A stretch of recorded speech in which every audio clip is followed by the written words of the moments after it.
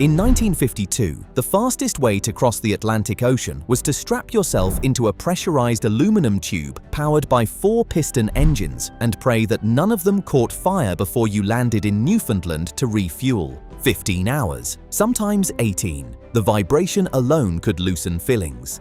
Douglas dominated the commercial aircraft market. Boeing was a bomber company with a failed airliner on its record, and the British had just launched the world's first jet airliner, a beautiful machine called the Comet that was about to start disintegrating in mid-air. Then, one man in Seattle decided to bet a quarter of his company's entire net worth on a prototype that no airline had ordered and no customer had promised to buy. $16 million, no safety net, no guaranteed return. But this wasn't just about building an airplane, it was about stealing an entire industry from the company that owned it. And the machine that emerged from that gamble didn't just change Boeing, it changed the planet. This is the story of the Boeing 707. To understand why the 707 mattered, you need to understand the world it was born into. And that world was exhausting.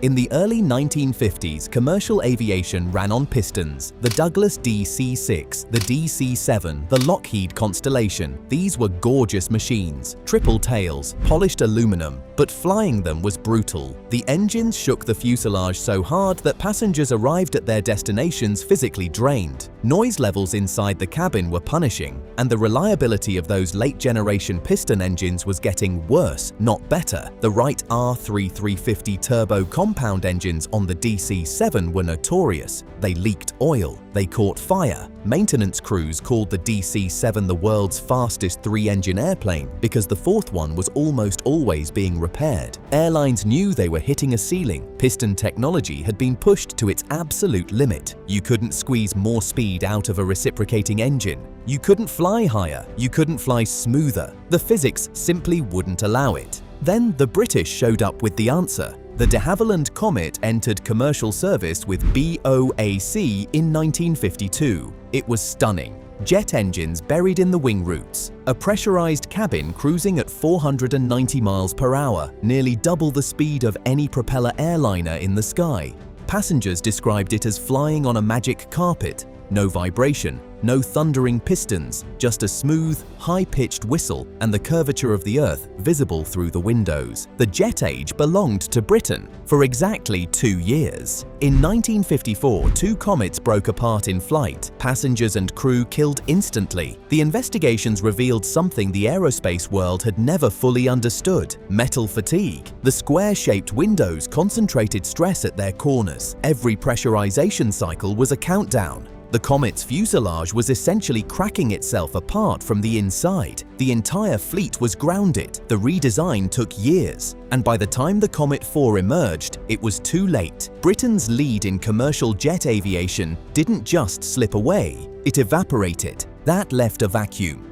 The entire world had tasted jet travel and wanted more, but the only jet airliner ever built had just proven itself fatally flawed. Someone had to fill that void, and the last company anyone expected to do it was Boeing. Here's the thing most people don't realize about Boeing in 1952. They weren't an airline company, they were a weapons manufacturer. The B-29 Superfortress, the B-47 Stratojet, the massive B-52 Stratofortress. Boeing built the machines that delivered nuclear deterrence. They were very good at it, but commercial aviation? That was Douglas territory. Douglas didn't just dominate the market, Douglas was the market. The DC-3 had revolutionized pre-war air travel. The DC-4, DC-6, and DC-7 owned the post-war era. Airlines trusted Douglas the way passengers trust gravity. It was simply the natural order of things. Boeing had tried once to break into the commercial world, the 377 Stratocruiser, a double-deck luxury airliner derived from the B-29 bomber. It had a spiral staircase, it had a cocktail lounge, it also had the same unreliable engines that plagued every late piston aircraft.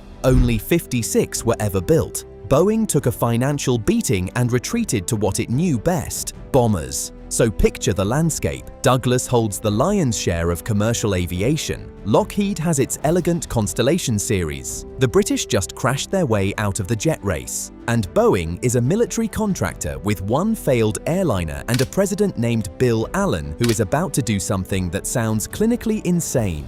Allen authorized $16 million of Boeing's own money to build a jet transport prototype. Not because an airline asked for it, not because the Air Force ordered it, because Allen believed that whoever owned the jet age would own commercial aviation for the next 50 years. $16 million, that was roughly 1/4 of Boeing's entire net worth at the time. Let's talk numbers. To put that into perspective, adjusted for inflation, that's about $180 million today, bet on a single prototype with no customers. The project was designated Model 367-80. Internally, everyone called it the -80. And here's a detail that reveals just how paranoid Boeing was about Douglas finding out. They disguised the project under the model number of the Stratocruiser program. From the outside, it looked like Boeing was doing routine modifications to a failed airliner. Nobody at Douglas gave it a second thought. That was the point. The -80 was designed to be a chameleon. Boeing engineered it to serve two masters simultaneously. Pitch it to the Air Force as a jet-powered tanker and transport. Pitch it to the airlines as a commercial jet. If the airlines didn't bite, the military orders would keep Boeing alive. If the airlines did bite, Boeing would own the future. Construction happened at Boeing's Renton facility in Washington state, and on July 15, 1954, the -80 took to the sky for the first time. Test pilot Tex Johnston at the controls. 4 Pratt & Whitney JT 3C turbojet engines swept wings. A cruising speed above 550 miles per hour. The aircraft was painted in brown and yellow livery. Boeing invited airline executives and media to watch. The message was unmistakable. The jet age doesn't belong to Britain anymore. It belongs to us. But Boeing had a problem. Showing off a prototype and selling a production aircraft are two completely different things. Airline executives were cautious. Jets were expensive. The Comet disasters were fresh in everyone's memory, and Douglas was already making noises about building its own jet. Why commit to Boeing when Douglas, the company you've trusted for 30 years, might offer something better? Boeing needed a moment, a demonstration so audacious, so unforgettable that no airline executive could walk away unconvinced. They got one, but not the way they planned. August 7, 1955. Boeing organized a flyover of the -80 during the Seafair hydroplane races on Lake Washington in Seattle. Hundreds of thousands of spectators lined the shores. Airline executives, military brass, industry leaders, and Boeing President Bill Allen himself were in attendance. Allen had guests he was trying to close deals with. This was supposed to be a dignified demonstration of speed and grace. Tex Johnston had other ideas. Johnston flew the -80 over the lake at low altitude, and then he rolled it. A full barrel roll, a 4-engine jet prototype. The entire future of Boeing strapped to its wings, and Tex Johnston rolled it like a fighter. Then he came back around and did it again. Bill Allen reportedly reached for his heart medication. The airline executives either went pale or started cheering. The crowd was stunned into silence and then erupted. When Allen confronted Johnston the next morning, demanding to know what on earth he was thinking, Johnston delivered one of the great lines in aviation history. He calmly explained that a barrel roll is a 1G maneuver. The aircraft was never in -G. The coffee in the cockpit wouldn't have spilled. The airplane was never in danger. Allen told him to never do it again, but the damage was done. Not to the airplane, to Douglas. Every airline executive at that lake had just watched a 4-engine jet prototype perform a maneuver that most fighter pilots wouldn't attempt. No specification sheet, no sales brochure, no engineering presentation could have communicated structural confidence more effectively than what Tex Johnston did in 60 seconds over Lake Washington. That single unauthorized stunt became the most legendary sales demonstration in aviation history, and it changed everything.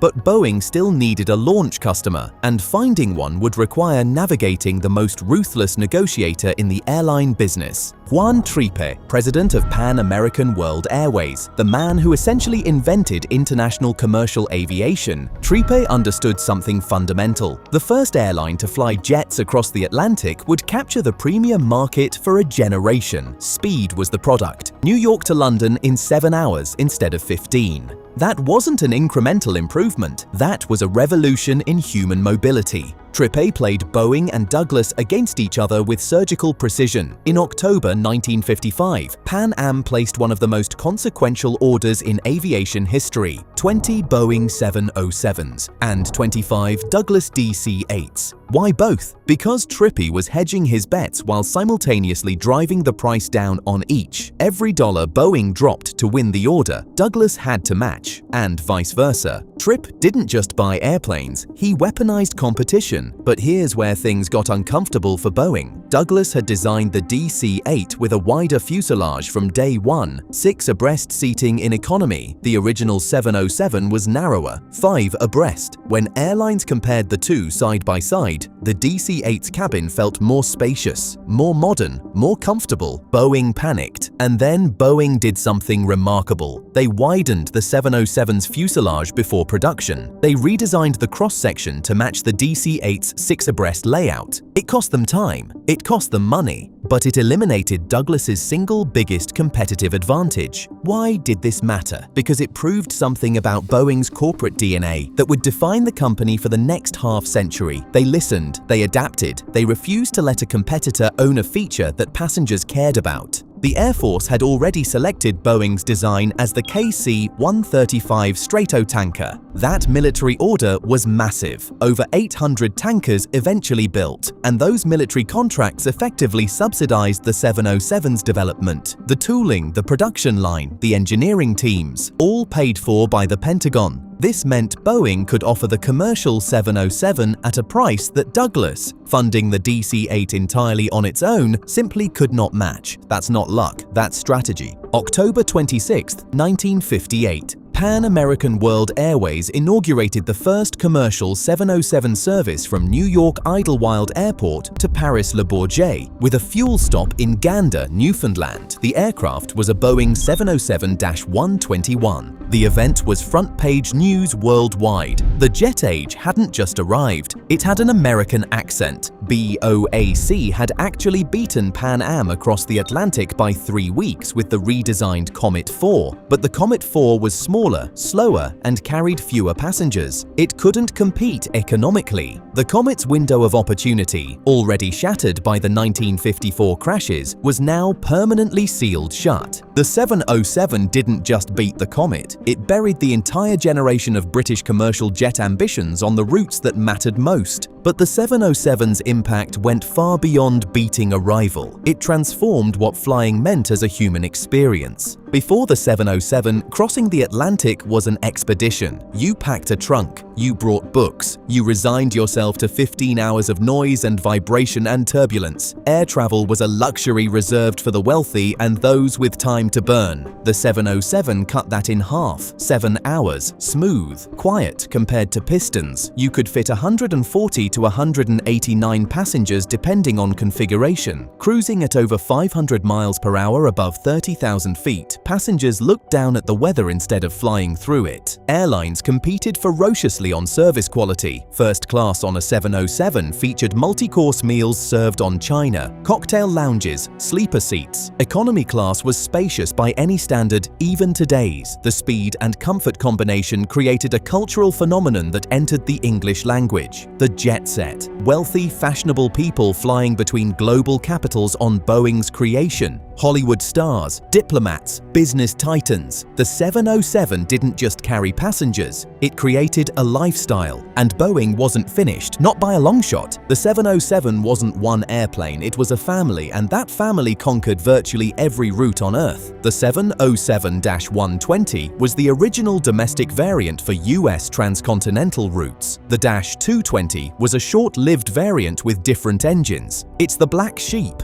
Airlines didn't want it. Only 5 were built for Braniff International Airways. 5 in a family of over 1,000 aircraft. Why? Because airlines operate on logistics. When your mechanics know one engine type, when your spare parts inventory supports one power plant, buying a variant with a completely different engine is a maintenance nightmare. The -220 made engineering sense on paper. It made zero sense in an airline's operations manual. But the variant that truly changed the game was the 707-320 Intercontinental. Longer fuselage, bigger wing, greater fuel capacity, true intercontinental range, New York to London non-stop, no fuel stop in Gander, no Newfoundland layover, just 7 hours of smooth jet flight across the Atlantic. Then came the -320B. This was the definitive 707, the one that made the family immortal. It introduced turbofan engines, the Pratt & Whitney JT3D. Why did this matter? Because turbofans were quieter, more fuel efficient, and more powerful than the original turbojets. To put that into perspective, the original turbojet 707s screamed so loudly during takeoff that communities around airports organized protests. Lawsuits were filed. Politicians demanded action. The noise was so severe, it threatened the 707's ability to operate at major airports. The JT3D turbofan didn't just improve the airplane, it saved it. The -320C added another dimension: convertible freighter. You could configure the cabin for passengers, cargo, or a mix of both. Airlines that needed flexibility on seasonal routes could switch configurations. That versatility made the 320C enormously popular and gave the 707 airframe a commercial life that extended decades beyond its original passenger career. Boeing also developed the 720, a shorter range, lighter variant optimized for domestic and short-haul routes. Lighter airframe, could operate from shorter runways. It was the 707's nimble younger sibling. In total, Boeing produced over 1,000 707s and more than 150 720s. Let that number sink in. Over 1,100 aircraft. From a company that 5 years earlier had zero presence in commercial aviation. Airlines loved it, passengers loved it, and Boeing's order book exploded. But here's the nuance. The 707 didn't just beat the competition, it destroyed them. The DC-8 was a capable airplane. In some respects, it was arguably better than the 707. Its wider fuselage from day one. Its stretched Super 60 series variants were impressive long-haul machines. Douglas sold 556 DC-8.